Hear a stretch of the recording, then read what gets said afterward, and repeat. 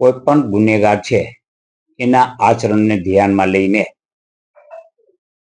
Jail મુક્તિ આપવાની જોગવાઈ છે, પરંતુ તે જેલ મુક્તિ આપવા માટે એક પ્રક્રિયા છે. તેમની નીતિ ઘડવાની હોય છે અને એ નીતિ અનુસાર એની પ્રોસિજરને ફોલો કરી અને જેલ મુક્તિ આપવાની હોય છે. અહીંયા એવી કોઈ પ્રોસિજર ફોલો કરી નથી અને જેમને સત્તા હતી નહીં સ્વતંત્ર રીતે જેલ મુક્તિ આપવાની તેવા જેલ અધિક્ષકે જેલ મુક્તિ આપી છે. તે કાયદાની ઉપરવટ છે અને ઉપરવટ હોય તેમનો ઓર્ડરને રદ કરવામાં આવ્યો છે. હું આ સંદર્ભે જેલ મુક્તિ સંદર્ભે કહું તો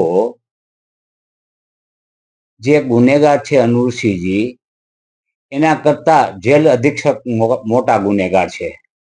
કારણ કે ગેરકાયદેસર રીતે પોતાના સત્તા ન હોવા છતાં સત્તાની ઉપરવટ જઈને એમને જેલ મુક્તિ આપવામાં આવી છે, એટલે કે એમને છોડવામાં આવ્યા છે. આ માટે થઈને એની જવાબદારી નક્કી થવી જોઈએ ને એની ઉપર સક્ષમ કાયદાઓ હેઠળ કાર્યવાહી થવી જોઈએ. મેં પોસ્ટમાં લખ્યું છે કે જે જેલવડા છે તેમની વિરુદ્ધ અને જે તે વખતના જે કોઈ સક્ષમ સત્તાધીશો હતા તેમની વિરુદ્ધ યોગ્ય કાયદેસરની કાર્યવાહી સરકાર કરે તેવો મેં અનુરોધ કરેલ છે. એ પત્ર એવો છે કે જેલ વડાએ જે ગુનેગારના પુત્ર છે એમની અરજી અનુસંધાને જેલ વડાએ જેલ અધિક્ષકે જુનાગઢના જેલ વડાને પત્ર લખ્યો છે મુક્ત કરવા અંગેનો. એટલે એમાં કોઈ એવું નથી કે પત્રમાં સ્પષ્ટપણે જણાવ્યું છે કે આને મુક્ત કરવા અભિપ્રાય થાય છે, એવું સ્પષ્ટ જણાવેલું છે.